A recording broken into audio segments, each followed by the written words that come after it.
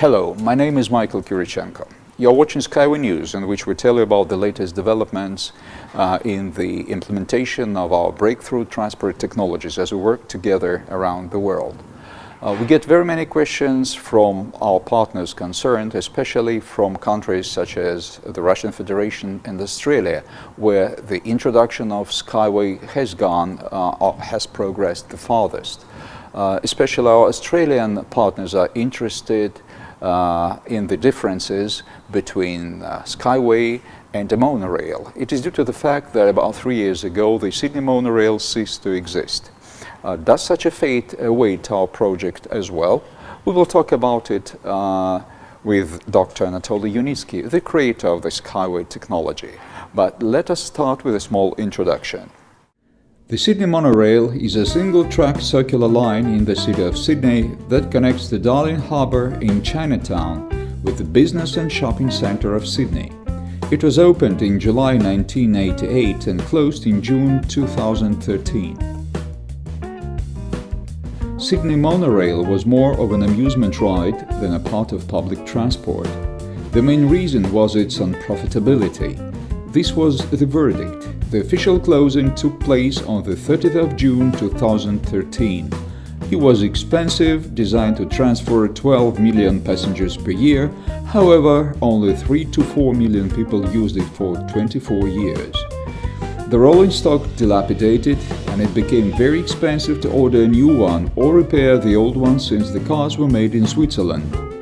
Up to 4 trains operated on the line of 3,600 meter length with 8 stations. The track structure was made of steel beams with a width of 94 centimeters, raised on the 5.5 meter high columns. The distance between them was 40 meters.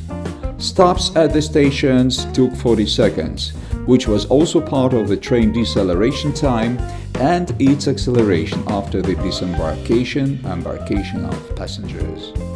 Beginning from 1987, the rolling stock consisted of 6 trains comprising 7 cars, and each train was designed for 56 seats. Trains ran on rubber wheels. Each car had 6 traction motors of 50 horsepower capacity, allowing the train to move at a speed of 33 kilometers per hour. The creators of the monorail always received a lot of criticism. Many believe that the decision on its construction instead of other transport systems, for example, light rail subway, was a political one. The construction of the latter line would have been cheaper by $20 million, and the ticket price would have been lower by 40%. During 24 years of the Sydney monorail operation, the following incidents were the most notable. On the 27th of February 2010, at about 4 p.m., 2 trains collided at the Darling Park station. As a result, 4 people were hospitalized. On the 24th of September 2012, the damage of the underground cable caused a complete shutdown of the system. As a result, aerial platforms were used to rescue about 100 stranded passengers. Anatoly, as usually we get many questions from our partners, investors, primarily from the countries where the introduction of SkyWay has progressed the farthest, particularly from the Russian Federation and Australia. This time a question came from Australia. What is the difference of the monorail from SkyWay? They are very interested in it because the Sydney monorail ceased to exist almost 3 years ago. Will the same happen to our transport infrastructure complex, in case it is implemented in Australia? Please tell us shortly about the differences and advantages of the rail train technologies. For example, we may start with the fundamental elements such as the track structure. Here, we should pay attention to the terms, because a so-called monorail is not a monorail at all. It is a mono-beam. How can we call a rail the structure of 1.5 to 1.5 meters in cross-section? Are you speaking about the Sydney monorail? No, I mean a monorail in general. It's accepted term. Wheel pairs roll on it. What kind of a monorail is it?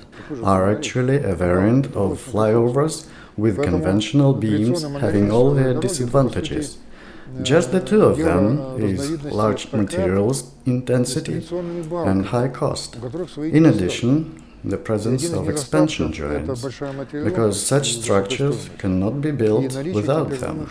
The joints produce banging and hence wear and tear of the structure. Water gets there, and in winter the wearing process starts. The bearing capacity of such structures also decreases, therefore they have such high materials intensity. As regards the rail string track, it is a real monorail, since we have only rails. As a rule, we use not a monorail, but a double rail.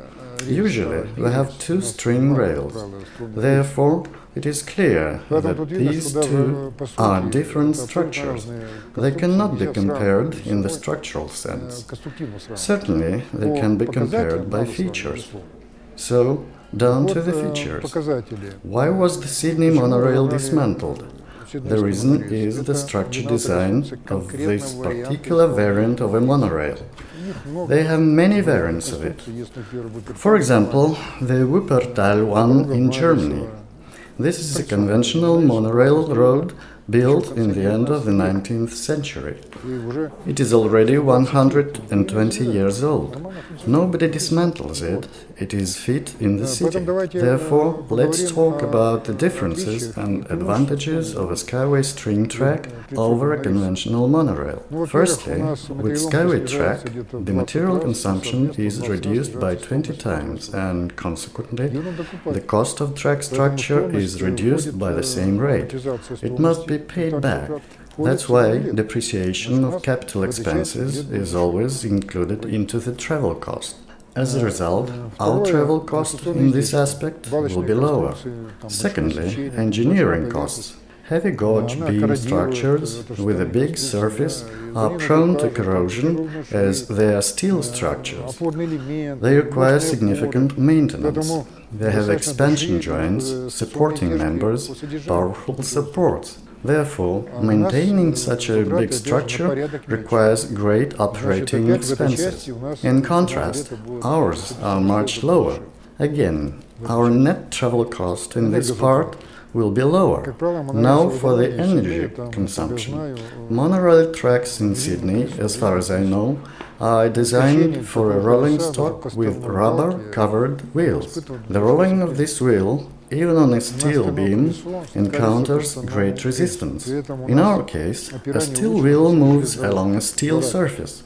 In addition, our wheel support is improved compared to a railway one by twofold. Therefore, in our case, energy consumption for overcoming wheel rolling resistance is also lower.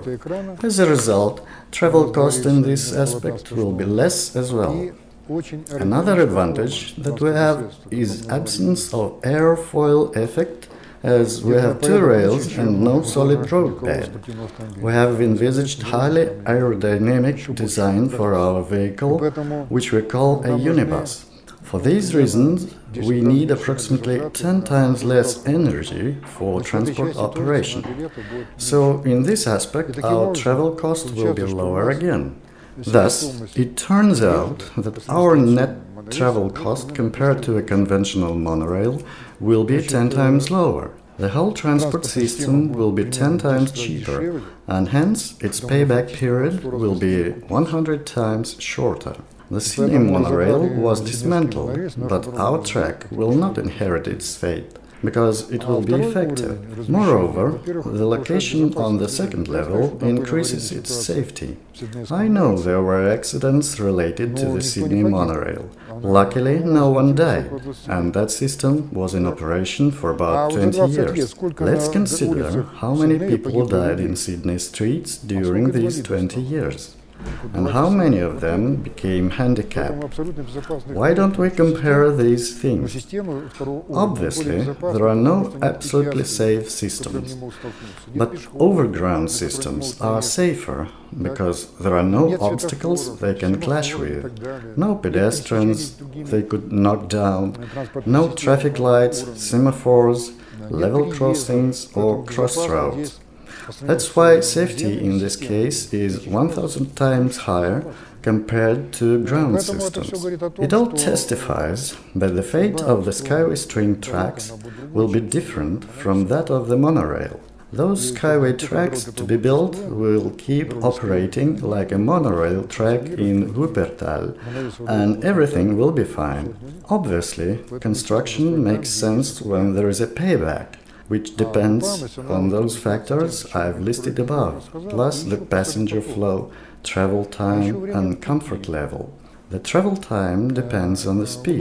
For example, the Sydney monorail speed was up to 30 km per hour. Our urban unibus can develop a speed of up to 150 km per hour. Therefore, naturally, travel times will be shorter, passenger comfort will be times higher, and travel cost will be significantly lower. It explains why such a system will be profitable, even with a small passenger flow. Thank you very much for your exhaustive answers. Thank you too.